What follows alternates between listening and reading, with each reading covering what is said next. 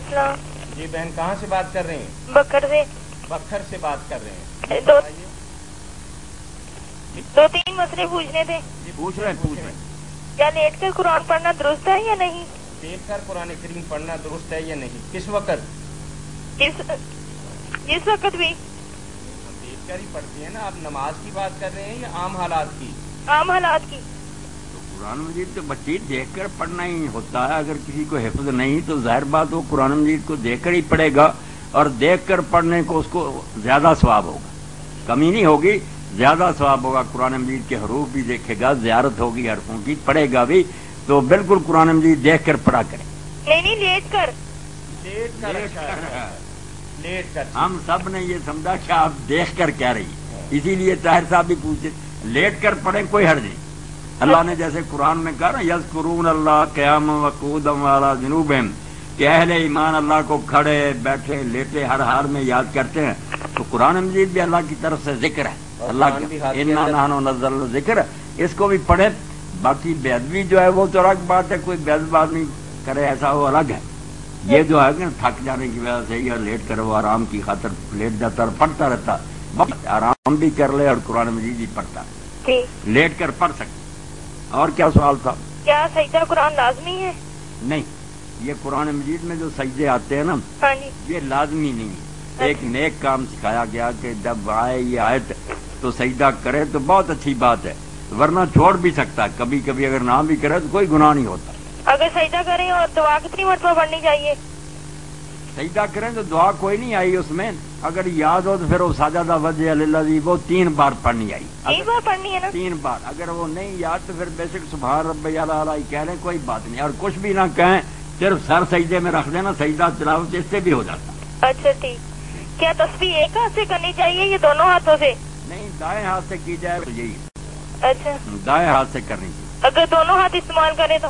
नहीं, कोई गुनाह नहीं, मगर जो सुन्नत है बेहतर तरीका वो दायां हाथ। अच्छा, क्या नमाज तरावियां आधी रात को और आधी सुबह को पढ़नी दुरुस्त है? हाँ, सारी रात में पढ़ सकता, थोड़ी थोड़ी करके भी। इशा के बाद से लेकर ना फजर तक वक्त है इसका। अच्छा हाँ। शुक्रिया, अल्लाह खैर से। दुआ में याद रखिएगा भाई। जज़ाकुमुल्लाह अहसनुल जज़ा। अल्लाह खैर से क्या कर। दूसरी दुआ जो मैंने बताई ना, अल्लाहुम्मा अलहिमनी रुश्दी व आइज़नी मिन शर्रि नफ्सी, इससे नहीं बयान बेनियाज होना चाहिए। बिल्कुल इसको हिर्ज बनाएं, अपना तावीज़ बनाएं कि अल्लाह हर वक्त मेरे दिल में रुश्दी, मेरी हिदायत के ख्यालात जो हैं वो डाल, व आइज़नी मिन शर्रि नफ्सी, और मेरा नफ्स जो मुझे बता। बहुत आला दुआ अल्लाह के रसूल अलैहि सलाम ने सिखाई है। इसके अलावा भी पढ़ता रहे, अल्लाहुम्मा मुक़ल्लिबल क़ुलूब सब्बित क़ल्बी अला दीनिक, अल्लाहुम्मा मुसर्रिफ़ल क़ुलूब सर्रिफ़ क़ल्बी इला ताअतिक। दिल से रो रो करके अल्लाह मैं किधर जा रहा हूँ लुटता जाता हूँ। और तीसरी जो बहुत जरूरी चीज है वो ये कि अपनी सोहबत तब्दील करें। जिन साथियों के पास बैठता, हुज़ूर ने फरमाया जिनके पास आदमी बैठता उन्हीं का दीन इख्तियार कर लेता। इसलिए साथी जो है ना, ये कोई मामूली बात नहीं, पूरी तरह जांच कर फैसला करना चाहिए कि मैं किन के पास बैठता हूँ।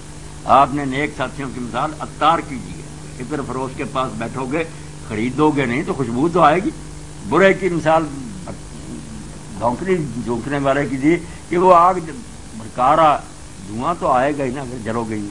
तो ये है कि बुरे के पास बैठने से सोहबत साले तुरा साले कुना, सोहबत ताले तुरा ताले।